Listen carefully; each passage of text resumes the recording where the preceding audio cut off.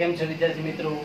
હું કરણ Kayastha, RNI high school સરીખોડ, ધોરણ 11 science રસાયણ વિજ્ઞાન, ચેપ્ટર નંબર 5 દ્રવ્યની અવસ્થા. તો મિત્રો, ગયા લેક્ચરમાં આપણે પર્ટિક્યુલર વાયુ અવસ્થા વિશે ચર્ચા કરી. કેટલા વાયુ તત્વો છે, એના ગુણધર્મ અને કયા નિયમો આપણે ભણવાના છે એના વિશે આપણે ચર્ચા કરેલી હતી. ઓકે, તો આ લેક્ચરમાં આપણે પર્ટિક્યુલર બોયલના નિયમ વિશે ચર્ચા કરીશું. શેના વિશે વાત કરવાના છે? આપણે વાયુના નિયમોમાં બોયલનો નિયમ વિશે ચર્ચા કરીશું. તો પહેલા આપણે હેડિંગ આપી દઈએ, વાયુના નિયમો. બરાબર? એમાં આપણો પહેલો જે નિયમ છે તે છે બોયલનો નિયમ. બોયલનો નિયમ, એના વિશે આપણે ચર્ચા કરવાના છે. ઓકે, ચાલો.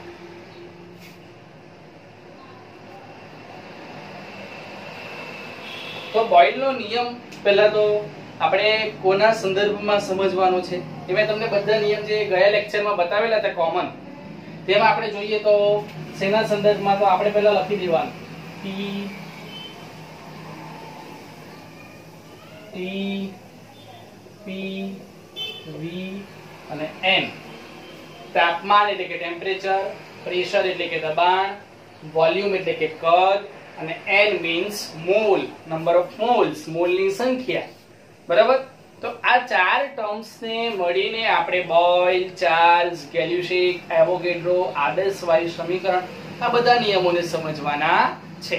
ઓકે, ચાલો. તો પહેલો બોયલનો નિયમ આપણે સ્ટાર્ટ કરીએ. તો બોયલના નિયમમાં મેં તમને ત્યારે વાત કરી હતી કે બોયલનો નિયમ, તો બોયલ, જો બોયલ એક્ચ્યુઅલી સાયન્ટિસ્ટ નું નામ છે, બોયલ એમના વૈજ્ઞાનિક આ નિયમની ચર્ચા કરેલી હતી. બરાબર? પરંતુ હું તમને યાદ રાખવા માટે કહું કે બોયલ એટલે ગરમ કરવું. તો ગરમ કરવું, તો ત્યાં ગરમ એટલે ટેમ્પરેચર. તો ટેમ્પરેચર એટલે ત્યાં શું અચળ હોવું જોઈએ? તાપમાન અચળ હોવું જોઈએ.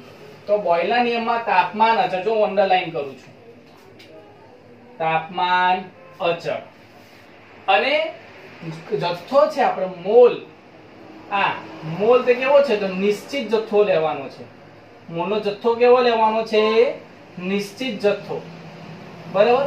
એટલે આ બેના સંદર્ભમાં, આ બે એટલે કોણ? તો દબાણ અને કદના સંદર્ભમાં આપણે વાત કરવાની છે. એટલે આપણે એવું પણ લખી શકાય અહીંયા કે દબાણ અને કદ સંબંધ, આ રીતે પણ દર્શાવી શકાય. ક્લિયર થાય છે? ચલો, હવે એનો આપણે નિયમ સમજીએ. તો નિયમ શું છે બોયલનો? તો સાંભળજો ધ્યાનથી અને લખો તો પણ સારું રહે.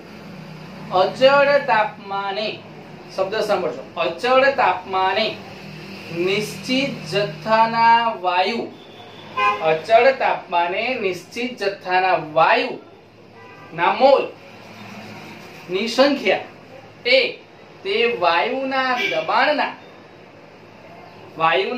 દબાણ તે તેના કદના વ્યસ્ત પ્રમાણમાં હોય છે. જો પાછો રિપીટ કરું છું. શું? તો અચળ તાપમાને અને નિશ્ચિત જથ્થાનો વાયુ, એકદમ સિમ્પલ, અચળ તાપમાને નિશ્ચિત જથ્થાનો વાયુ, તે વાયુનું દબાણ તેના કદના વ્યસ્ત પ્રમાણમાં હોય છે. જો લખીએ આપણે નિયમ શું છે? તો અચળ તાપમાને નિશ્ચિત જથ્થાના વાયુનું દબાણ એ તેના કદના વ્યસ્ત પ્રમાણમાં છે. તેના કદના વ્યસ્ત પ્રમાણમાં છે.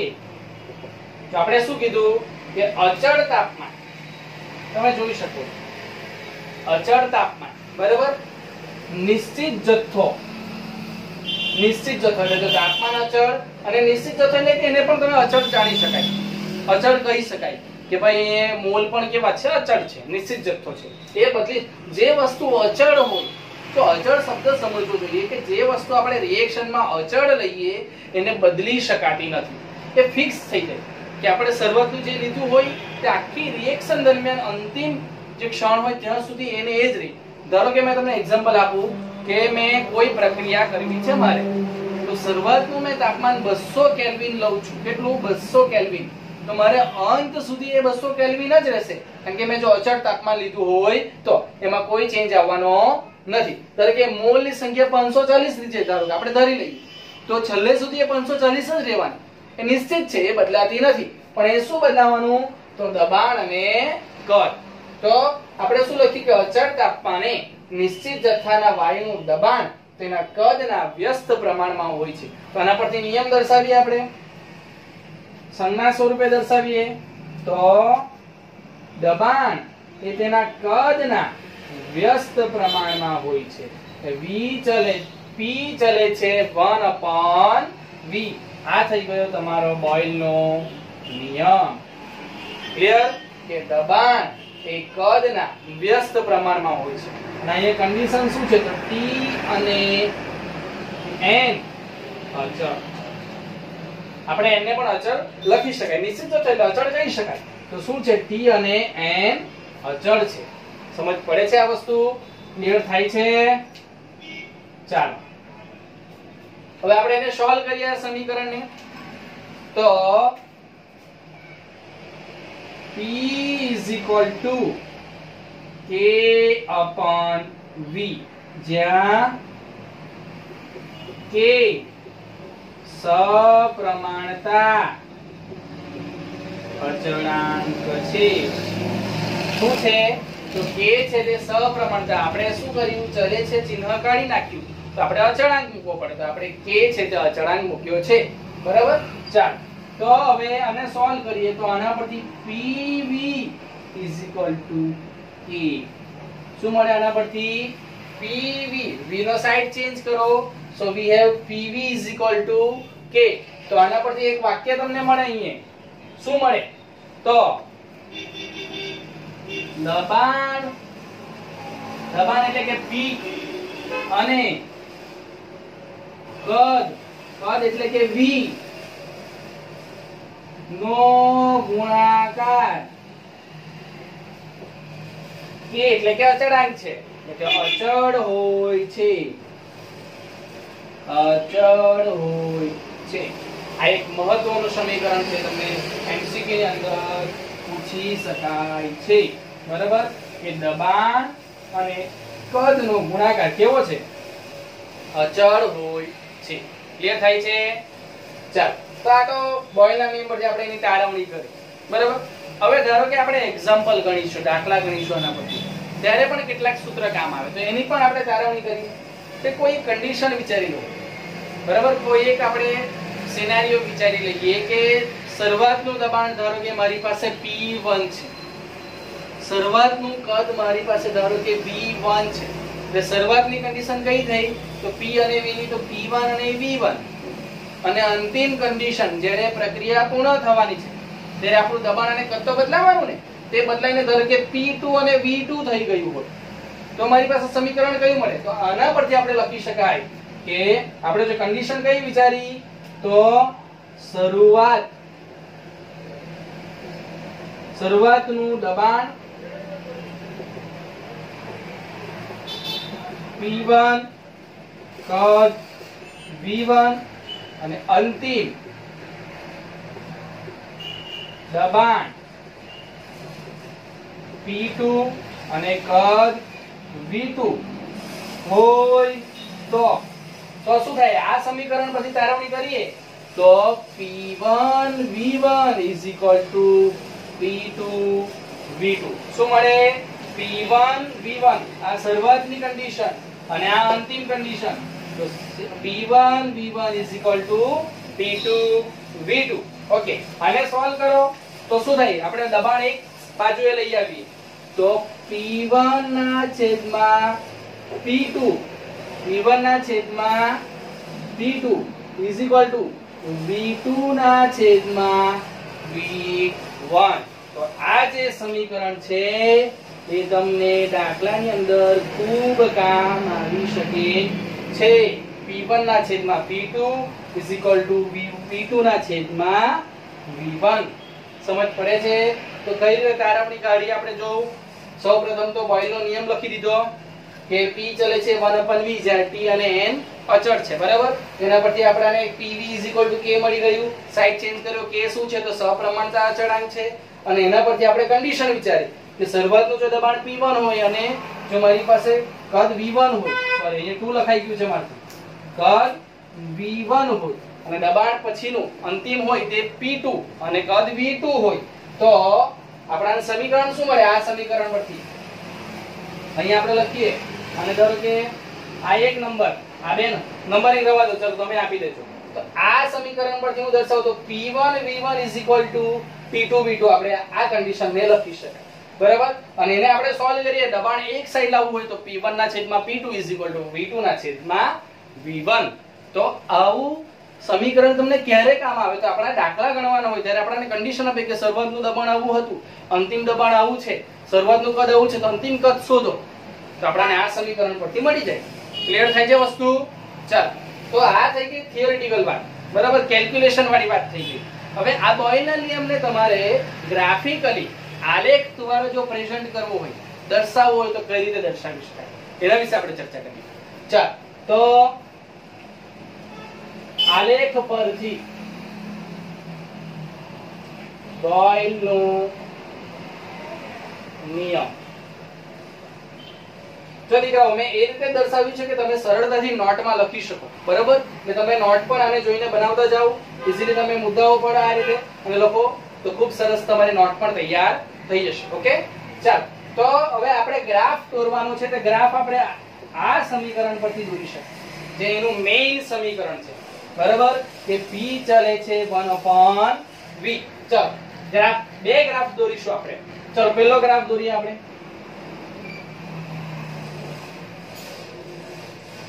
તો પહેલા ગ્રાફમાં આપણે અહીંયા લઈએ છે P, ઉપર જતા દબાણ વધે છે. અને અહીંયા લઈશું આપણે માત્ર V લઈએ છીએ. 1/v લેતો નથી. 1/v આખું નથી લેતો, હું માત્ર V જ લઉં છું. એટલે આ છે આપણું અહીં દબાણ અને આ છે આપણું અહીં કદ અને આ આપણું ગમબિંદુ 0. ઓકે? ચાલ, તો અહીં ગ્રાફ કેવો જોવા મળે છે તમને એ બતાવું છું. પહેલા ગ્રાફ તમને આવો કંઈક જોવા મળશે.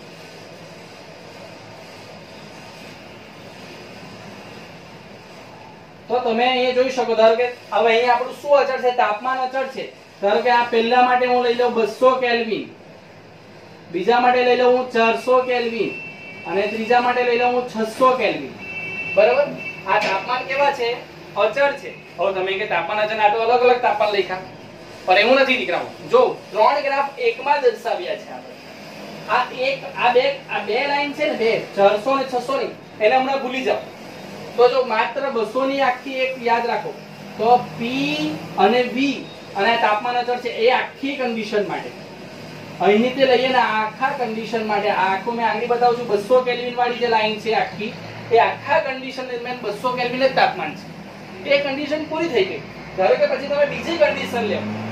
સમજો કે બીજી પ્રક્રિયા લઈએ, તેમાં મેં 400 કેલ્વિન કોન્સ્ટન્ટ રાખ્યું છે, તાપમાન અચળ રાખ્યું. તો આખી પ્રક્રિયા દરમિયાન જો 400 કોન્સ્ટન્ટ રહેશે. પછી ત્રીજી પ્રક્રિયા, એટલે હવે તમે ત્રણ અલગથી ગ્રાફ દોરી શકો, પણ આપણે એક ગ્રાફમાં આ રીતે દર્શાવી શકાય. જો તમારે સમજાવવું હોય ત્રણે તમને તો આ રીતે દર્શાવી શકાય. ચાલો હવે એને સમજીએ કે જો આપણે અહીંયા તો P ચલે છે 1/v, અહીંયા તો મેં P વર્સિસ V નો ગ્રાફ દર્શાવ્યો. શેના વર્સિસ? કે P વર્સિસ V નો ગ્રાફ. પણ હવે આ તો એકબીજાના કેવા છે? વિરુદ્ધ છે. એકબીજાના કેવા છે? વિરુદ્ધ. કે આ એક વધશે તો આ એક ઘટશે. બરાબર ને?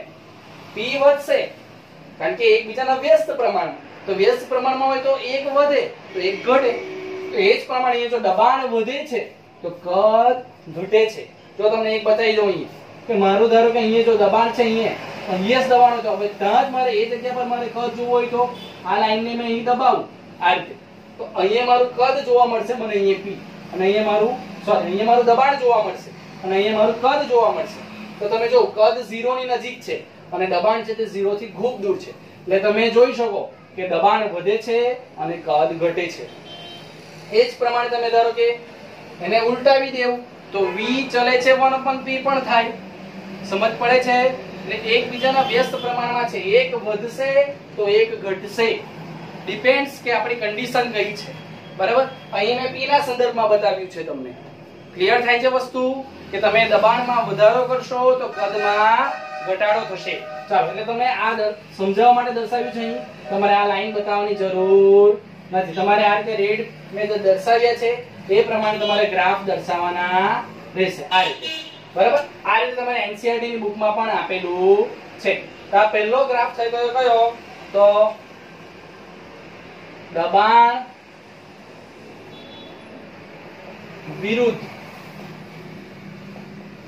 કદનો આલેખ. આપણો પહેલો ગ્રાફ થઈ ગયો અને તેમાં તમને સમજ પડી કે આ 0 આપણે જરા છૂટો દર્શાવી દઈએ એટલે તમને ક્લિયર થઈ જાય. આપણો 0 છે. ઓકે? તો એક વધશે અને એક ઘટશે. કેમ? તો p અને v એકબીજાના વ્યસ્ત પ્રમાણમાં છે. આ એક વસ્તુ થઈ ગઈ. અને તાપમાન પણ તમને બતાવી દીધા છે કે આખી રિએક્શન દરમિયાન કોન્સ્ટન્ટ છે 200 કેલ્વિન. તો આખી રિએક્શન દરમિયાન છે 400. તો આખી પ્રક્રિયા છે. હવે 3 ગ્રાફ દોરી શકાય. આપણે એકમાં બતાવી દીધું છે અને ચોપડી આપણે એનસીઈઆરટી છે એમાં પણ આ રીતે ગ્રાફ બતાવ્યો છે એટલે તમને કોઈ કન્ફ્યુઝન થશે નહીં. ઓકે? ચાલો, બીજો ગ્રાફ લઈએ. આપણે દબાણ વિરુદ્ધ કદ, દબાણ એટલે કે p વિરુદ્ધ કદ લીધું છે. તો p ચલે છે 1/v. તો અહીં આપણે બીજો જે લઈશું ને તે ગ્રાફ આલેખ p ચલે છે 1/v એટલે કે p વિરુદ્ધ આખો ટોટલી p અને ટોટલી આખો 1/v નો લેવાનો છે આપણે. જો પહેલા ગ્રાફમાં તો માત્ર આપણે v નો લીધો હતો, માત્ર v. સમજ પડે છે? હવે બીજો ગ્રાફ દોરીશું કે આખા 1/v નો લઈશું. એટલે જો તમને ખ્યાલ આવશે હું દોરું છું એટલે અહીં આપણો p છે, આ દબાણ છે, આ ઉપર જતા એમ વધે છે અને કદ આપણો અહીંયા એમ વધ્યું હતું. તો અહીંયા હું શું લઉં છું? 1/v લઉં છું. એમ વધશે આગળ. અહીં 0 આપણું ઉગમ બિંદુ. જો હવે મેં શું કર્યું છે? અહીંયા માત્ર v લીધું હતું. સમજજો, અહીંયા મેં આખું 1/v લઉં છું. તો હવે તમે શું જોવા મળે કે આ આખી ટર્મ્સ 1/v અને આખો p તો બંને સાથે વધવાના. ખાલી માત્ર p અને v વાત કરીએ તો એકબીજાના વિરુદ્ધ. પણ p અને 1/v તો બંને ચલે છે એકબીજાના સમપ્રમાણમાં છે. તો બંને સાથે વધશે. શબ્દ ક્લિયર થાય છે? જો સાંભળજો વ્યવસ્થિત. હું શું કહેવા માંગુ છું કે દબાણ એટલે કે p અને ખાલી કદ લઈએ આપણે તો એકબીજાના વ્યસ્ત પ્રમાણમાં છે. તો એક વધશે ને ઘટશે. પણ હવે હું શું લઉં છું? બીજી કન્ડિશન કે p ચલે છે 1/v. 1/v આખી કન્ડિશન લઉં તો આખું તો એકબીજાના સમપ્રમાણમાં છે. ક્લિયર થાય છે વસ્તુ? તો સમપ્રમાણમાં હોય તો બંને સાથે વધે અથવા તો બંને સાથે ઘટે. ક્લિયર થાય છે? તો આપણે એને બતાવીએ.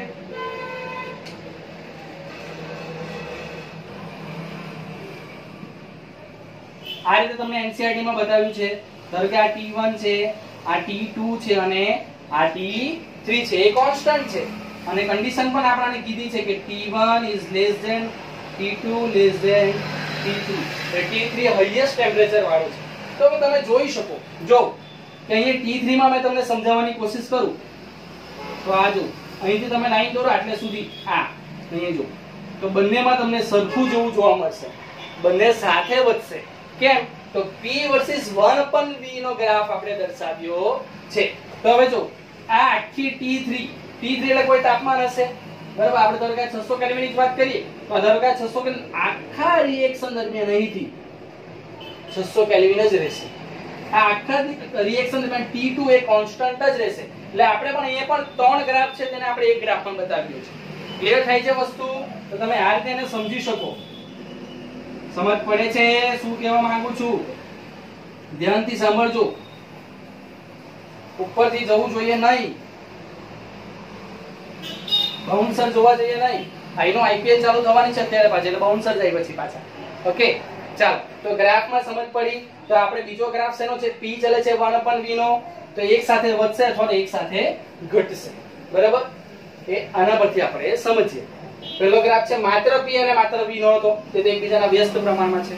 બરાબર? તો તમે આ રીતે ગ્રાફિકલી એને દર્શાવી શકો. અને તમારે જો વાક્ય લખવો હોય આમાં તો ગ્રાફ પરથી બે વાક્ય લખી શકો તમે કે આ ગ્રાફ છે તે દબાણ વિરુદ્ધ કદનો છે જ્યાં દબાણ વધતા કદ ઘટશે, બરાબર, એકબીજાના વ્યસ્ત પ્રમાણમાં છે. તમે લખી શકો કે 200 કેલ્વિન તાપમાન છે, 400 કેલ્વિન તાપમાન છે અને 600 કેલ્વિન તાપમાન છે. તે રિએક્શન દરમિયાન અચળ છે. એ પ્રમાણે તમે ગ્રાફ દોરીને સમજાવી શકો. આ વાક્ય બોલ્યો છે તમે રિપીટ કરીને લખી શકો એને. એ જ રીતે તમારે આના વાક્ય દર્શાવવા હોય તો અહીં દબાણ વર્સિસ 1/v નો ગ્રાફ દર્શાવ્યો છે. તો એકબીજાના સમપ્રમાણમાં છે તો એક સાથે વધશે અથવા તો એક સાથે ઘટશે. અને ત્યાં તાપમાન કેવું રહેશે? અચળ રહેશે. અને તાપમાનની કન્ડિશન લખી દેવાની કે T3 હાઈએસ્ટ છે, T3 બધા કરતા મોટો છે, T2 થોડો નાનો છે અને T1 એના કરતા નાનો છે, એના કરતા ઓછો છે. ક્લિયર થાય છે? તો આ થઈ ગયો આપણો બોયલનો નિયમ. ઓકે, ચાલો તો પાછું સમજાવવું પડે તમને. સિમ્પલ ભાષામાં વાત કરીએ બોયલનો નિયમ શું? તો રાતે ઉઠાડે ને આવા છે લોકો અમારે સોરી બોયલનો નિયમ જો રાતે ઊંઘમાં ઉઠે તો પણ તમને આવડું છે કે P ચલે છે 1/v, બરાબર. કન્ડિશન કઈ છે? TPVN, જે T અને N આપડા અચળ રહેવાનું છે. N એટલે નિશ્ચિત જથ્થો એટલે આપણે એને અચળ તરીકે સ્વીકારી લીધો, બરાબર. પણ મેઈન તો આપણું તાપમાન તો અચળ જ છે. તો આપણે કોના વચ્ચેનો સંબંધ? દબાણ અને કદ વચ્ચેનો સંબંધ. તો P ચલે છે 1/v એટલે હવે એને જો લખવો પડે નિયમ, માત્ર સંજ્ઞાથી ચાલવાનું નથી, બરાબર. તો આપણે લખી કઈ રીતે શકીએ? તો અચળ તાપમાને નિશ્ચિત જથ્થાના વાયુનું દબાણ તેના કદના વ્યસ્ત પ્રમાણમાં હોય છે. અચળ તાપમાને નિશ્ચિત જથ્થાનો વાયુનું દબાણ તેના કદના વ્યસ્ત પ્રમાણમાં હોય છે. આ રીતે તમે સંજ્ઞા પરથી પણ લખી શકો. પછી એને સોલ્વ કરો એટલે આપણને Pv k મળે છે. શરૂઆત અને અંતિમ કન્ડિશન લઈ લીધી, તેના પરથી શું મળ્યું? P1 P2V2, બરાબર. અને એને સોલ્વ કરો તો P1 ના છેદમાં P2 P2 ના છેદમાં V1 અને એને ગ્રાફિકલી રિપ્રેઝન્ટ કરો. બે ગ્રાફ દર્શાવ્યા છે, P ચલે છે V અને P ચલે છે 1/v. એ પણ મેં તમને સમજાવ્યું છે કે કઈ રીતે આપણે એને દર્શાવી શકાય, બરાબર. તો આ થઈ ગયો તમારો બોયલનો નિયમ. ક્લિયર થાય છે? ચાલો તો તમે વ્યવસ્થિત આનો સ્ક્રીનશોટ લઈ લો અને ઉતારી લો, એને સમજો અને વ્યવસ્થિત એને લખવાની પણ કોશિશ કરો. તમે રાઇટિંગ પ્રેક્ટિસ પણ કરો અને ન સમજ પડે તો મને કોમેન્ટ બોક્સમાં આવીને પૂછી શકો છો. ઓકે,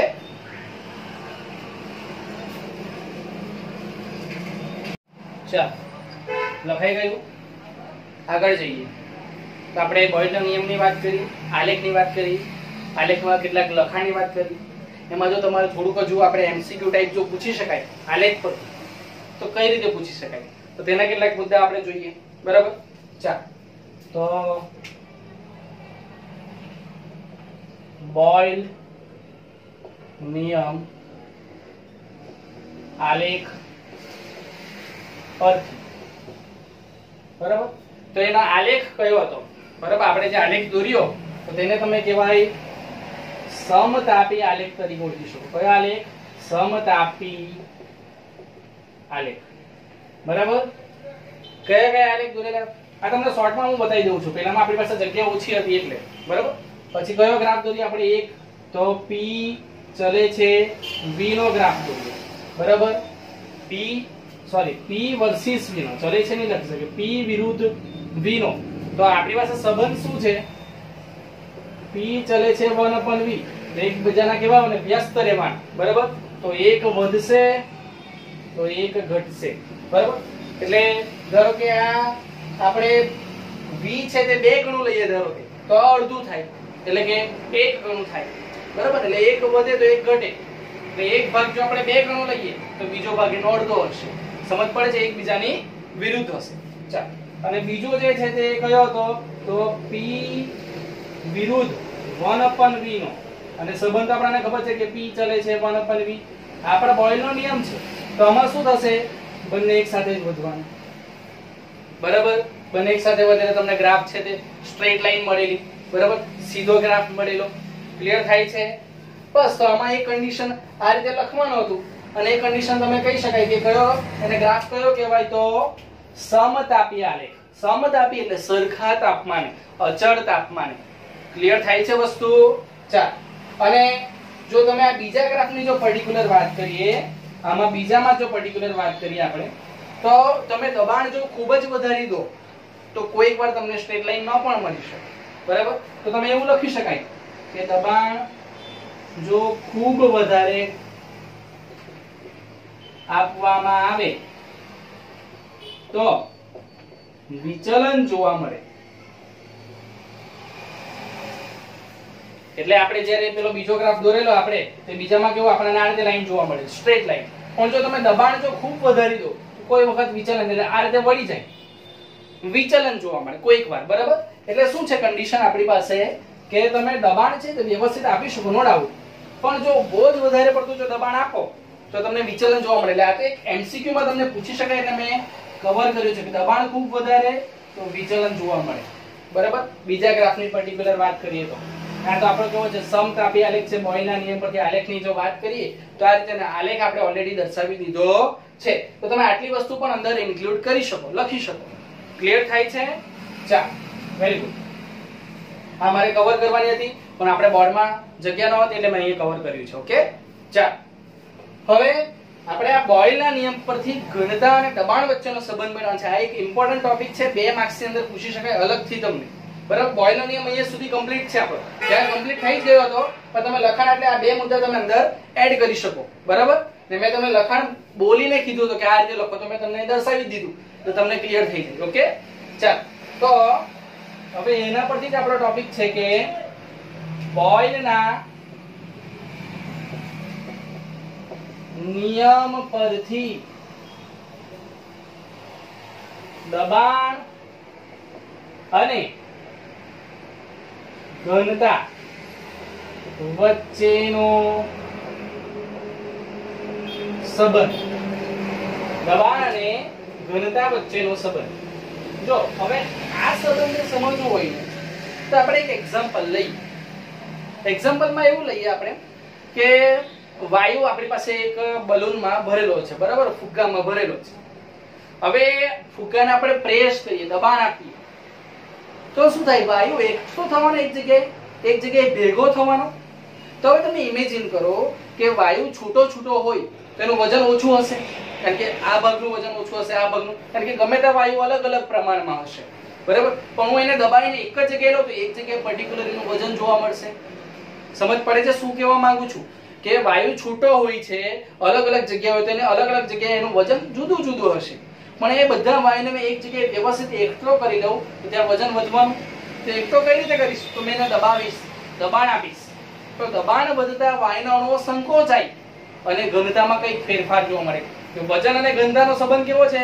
ઘનતા વધે વજન વધે, વજન વધે ઘનતા વધે, સરખું, બરાબર. તો હું નજીક લાવ્યો, એકઠો કર્યો તો એકઠો કરે તો વજન વધવાનું, વજન વધે તો ઘનતા વધે, બરાબર. તો શેના દ્વારા ઘનતા વધે? તો આપણે દબાણ આપ્યું એને, પ્રેસ કર્યું, બરાબર. પ્રેસ કરીને નજીક લાવ્યા, દબાણ આપીને નજીક લાવ્યા તો દબાણ અને ઘનતા વચ્ચે કંઈક ને કંઈક સંબંધ હશે. તો તેને આપણે તારવીએ. તો આપણે અહીંયા પહેલા તો મુદ્દો લખી શકાય આપણાથી કે વાયુને દબાણ આપતા એક જગ્યાએ ભેગો કરી શકાય, ભેગો થાય ત્યારે ઘનતામાં ફેરફાર જોવા મળે છે. અને તે ફેરફાર કેવો જોવા મળે તેના વિશે આપણે ચર્ચા કરવાની છે. સમજ પડે છે? 2 માર્કમાં નાની થિયરી આ પૂછી શકાય છે, બોયલના નિયમ પરથી દબાણ અને ઘનતા વચ્ચેનો સંબંધ. ચાલો, તો પહેલા તો આપણે દબાણનું સૂત્ર લખીએ, સોરી ઘનતાનું સૂત્ર લખીએ કે ઘનતા B બરાબર દળ m ભાગ્યા કદ એટલે કે V. ડેન્સિટી ઘનતા, દળ માસ, વોલ્યુમ કદ. આ સંબંધ આપણને ખબર છે.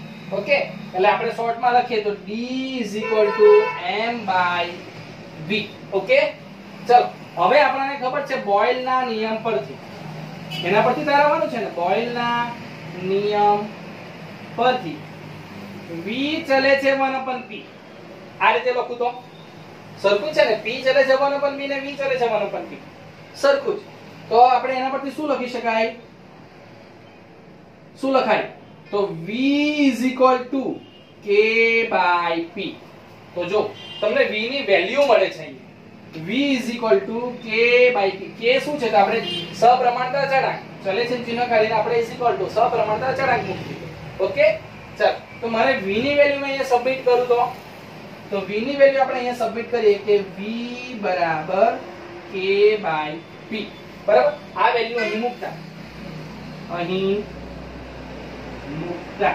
બરાબર? તો શું થાય છે જો તમે કે d માટે p બરાબર m ના છેદમાં, ચલો v ની કિંમત મૂકે એટલે k ના છેદમાં p, એટલે k નીચે આવશે અને p ઉપર જશે, m * p.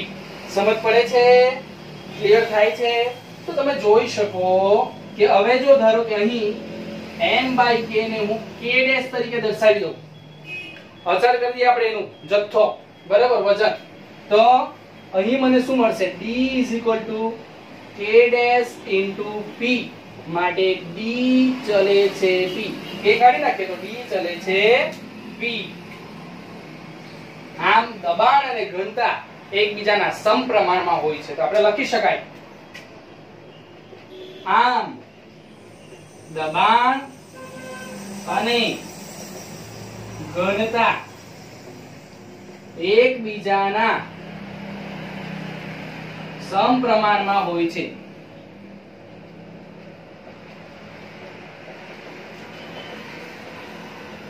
ક્લિયર? વસ્તુ થઈ ગઈ? ક્લિયર થઈ ગયું?